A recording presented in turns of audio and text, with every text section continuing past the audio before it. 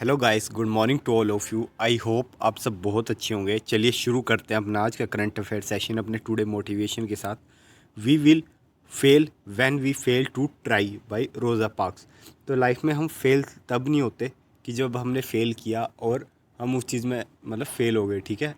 हम फेल तब होते हैं जब हम ट्राई ही नहीं करते हैं, ठीक है। तो ट्राई करना ज़रूरी है गाइस, ठीक है। लाइफ में कोई भी सिचुएशन है या कोई काम है उसे मतलब ट्राई करना ही पड़ता है ना। हम ट्राई और एरर से ही सीखते हैं, ठीक है।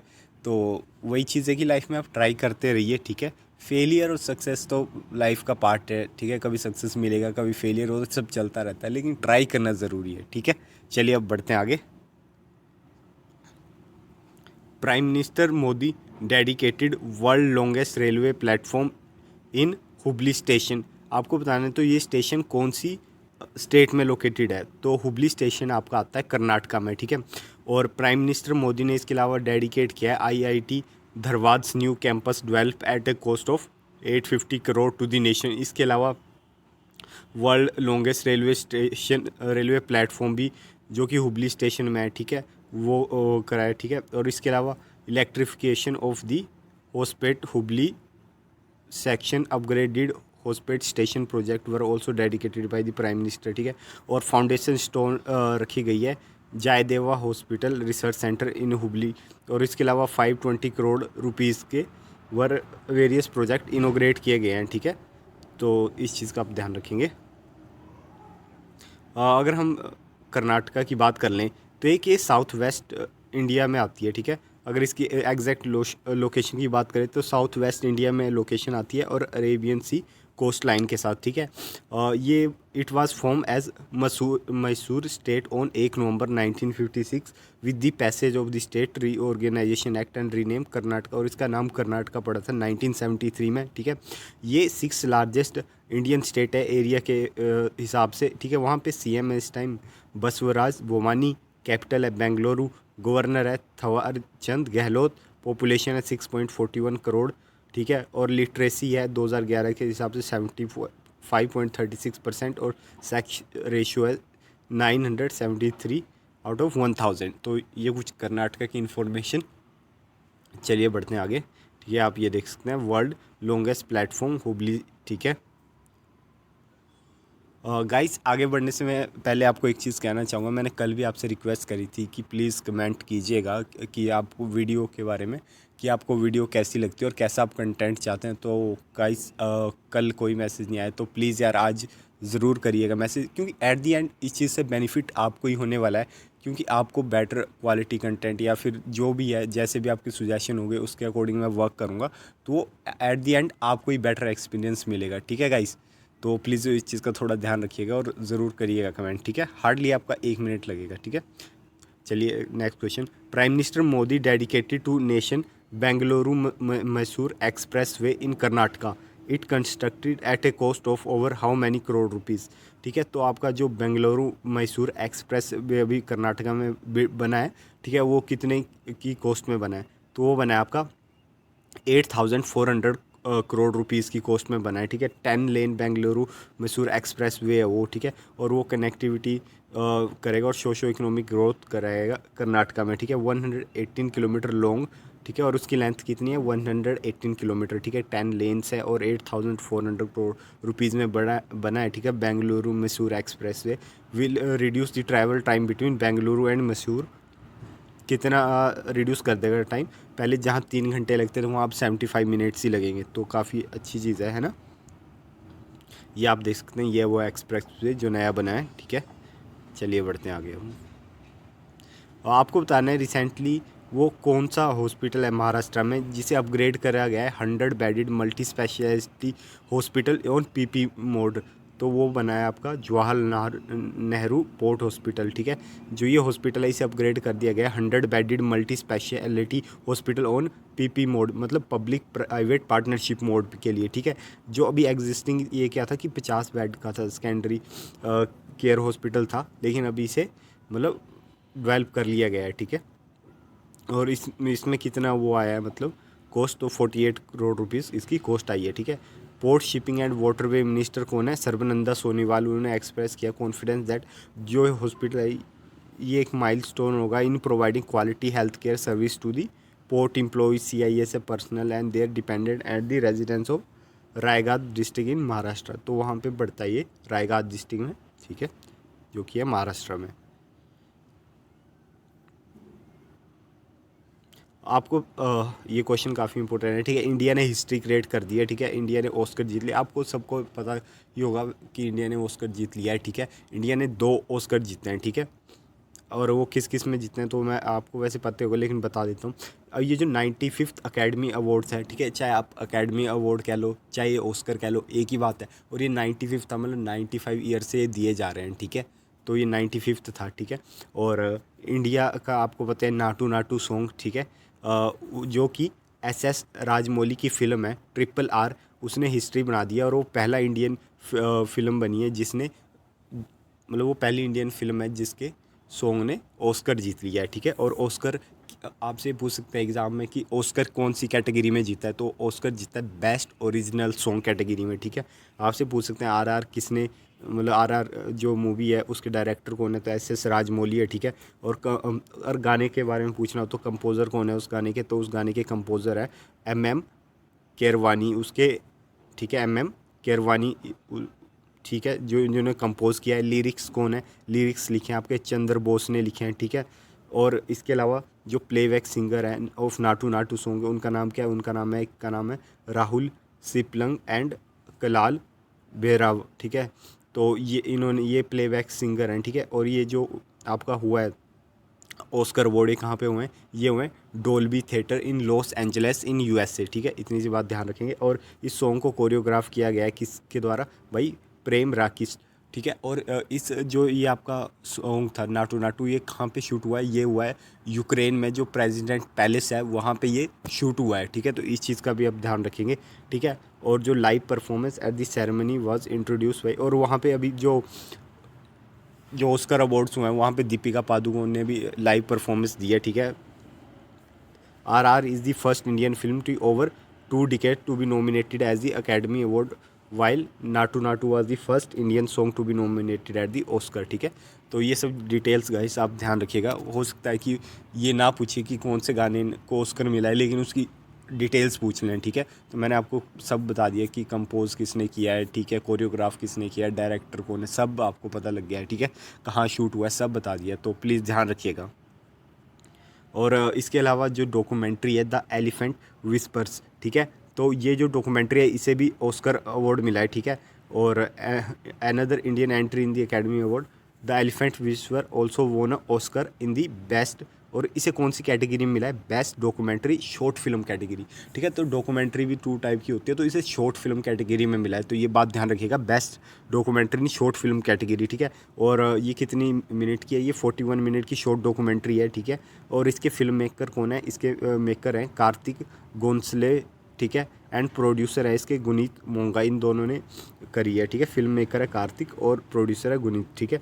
द एलिफेंट विस्पर पहली फर्स्ट इंडियन फिल्म है जिसने ऑस्कर जीत लिया है in this category and the third, और ये थर्ड है जो नॉमिनेट हुई थी, लेकिन पहली है जिसने जीता है। इससे पहले नॉमिनेट हुई है the house the Ananda built in 1969 and encounter with faces, ये 2 नॉमिनेट हो चुकी हैं पहले, ठीक है। तो आई होप गाइस आपको ये पूरा समझ आ गया होगा, ठीक है। और इसके अलावा हम और देख लेते हैं the everything everywhere all at once, इसे बेस्ट पिक्चर का अवार्ड मिला है, ठीक है, ऑस्कर में। आप देखेंगे अगर ऑस्कर की लिस्ट तो 10 अवार्ड जो है ना वो अकेली इस फिल्म को मिल चुके हैं, ठीक है, डिफरेंट कैटेगरीज में, ठीक है। बेस्ट फिल्म यही है, everything everywhere all at once, ठीक है, ठीक है। और मिशेल यो जो कि बेस्ट एक्ट्रेस हैं, वो भी कौन सी मूवी से, everything everywhere all at once, same movie से है ना। तो बर्नेड फासर, ठीक है, ये बेस्ट एक्टर है वेल मूवी से, ठीक है। ये वही एक्टर हैं जो यार आपने अपने चाइल्डहुड में जो मूवी देखी होगी हॉलीवुड की, जैसे मम्मी जो मूवी आती है उसमें जो हीरो था, ये वही हीरो हैं, ठीक है। इसके अलावा डैनियल केन और डैनियल स्किंजर, इन्होंने जीता है बेस्ट डायरेक्टर कौन सी मूवी से, everything everywhere all at once. तो वही गाइस मैं कह रहा हूँ कि जो एवरीवेयर, ठीक है, everything everywhere all at once ये मूवी है, इसने 10 अवार्ड जीते हैं ऑस्कर में, ठीक है।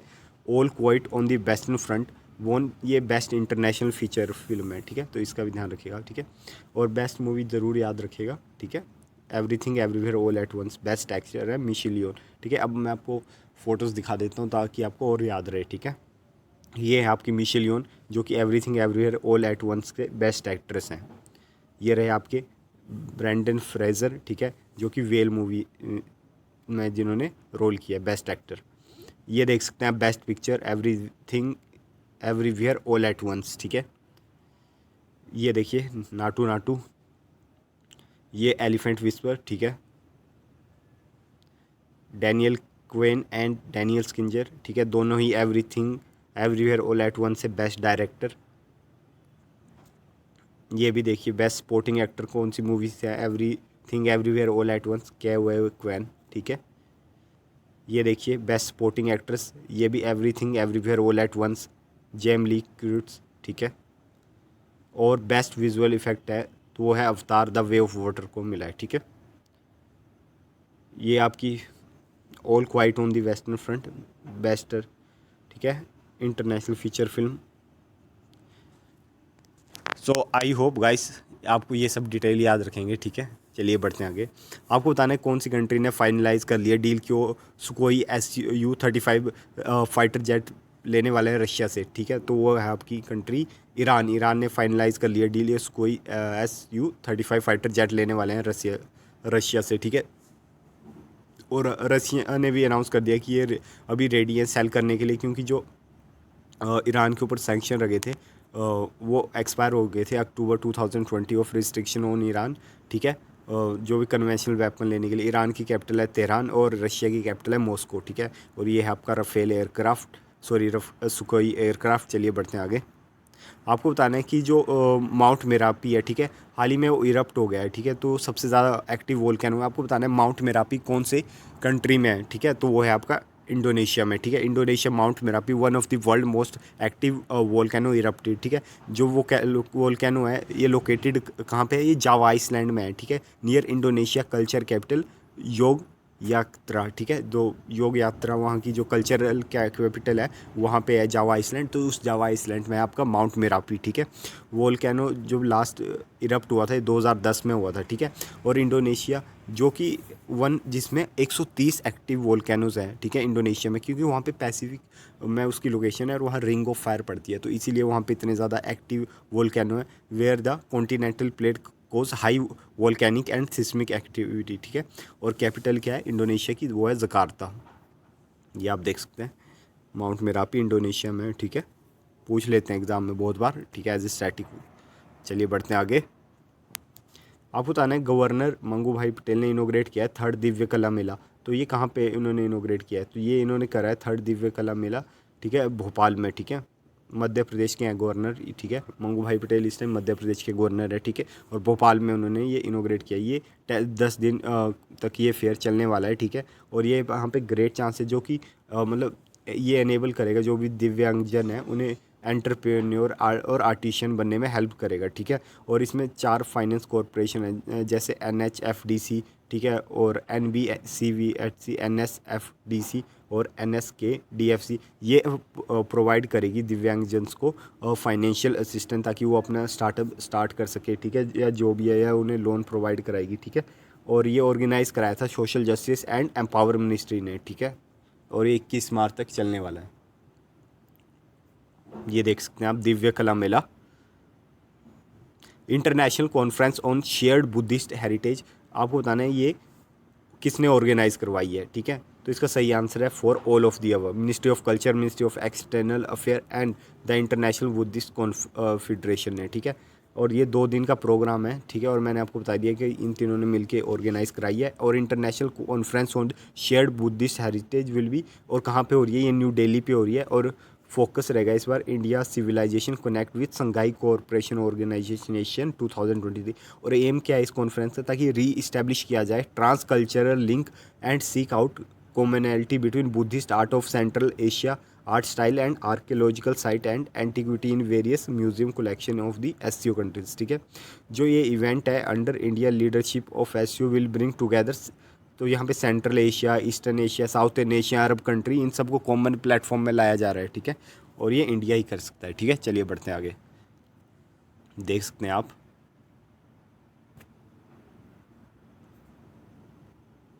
आपको बताना है कि किसने चेयर करी है first supreme audit institution 20 meeting in Guwahati.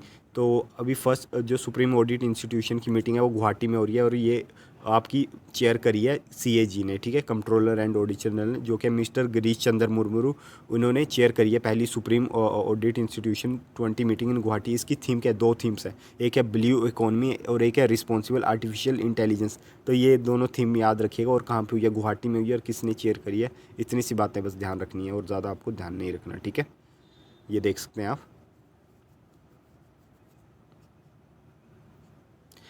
Defence minister ने साइन कर लिया contract for the normal refit of Sindhu Kriti submarine. Sindhu Kriti's, तो नॉर्मल रीफिट का मतलब है कि उन्हें रिपेयर करने के लिए दोबारा से, ठीक है, डिफेंस मिनिस्टर ने कॉन्ट्रैक्ट साइन कर लिया। तो आपको बता सिंधु कृति जो सबमरीन है वो कौन सी सबमरीन है, तो वो आपको बता दूं डीजल इलेक्ट्रिक सबमरीन है, ठीक है। Sindhu Kriti diesel electric submarine and defence ministry ने साइन कर लिया कॉन्ट्रैक्ट कितने 900 करोड़ रुपए का, ताकि वो फिर से रिपेयर कर सके सिंधु, मतलब जो होती है ना थोड़ी मेंटेनेंस रिपेयर की ज़रूरत होती है दोबारा से, उस चीज़ की बात की जा रही है। Normal refit of the Sindhu Kriti submarine at कहाँ पे, हिंदुस्तान शिपयार्ड लिमिटेड के साथ विशाखापट्टनम में, और इससे आत्मनिर्भर भारत को बूस्ट मिलेगा, और इसमें कम से कम 20 से ज़्यादा micro small and medium enterprises वो इन्वॉल्व होंगे, ठीक है, और इससे 1000 पर्सनस को क्या है जॉब मिलने वाली है, ठीक है, पर डे। ये आप देख सकते हैं इन INS सिंधु कीर्ति, ठीक है। चलिए बढ़ते हैं आगे।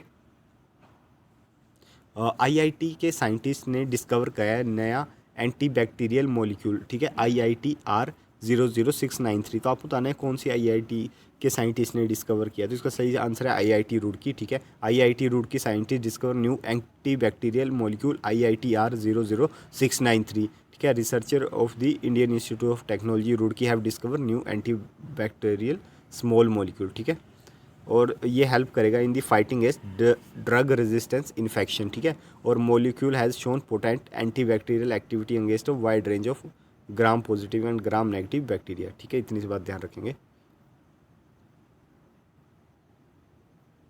Fourth Asian kho kho championship आपको बताना है कि कौन सी नॉर्थ ईस्ट स्टेट में हो रही है, ठीक है, तो ये हो रही है आपकी असम में, ठीक है।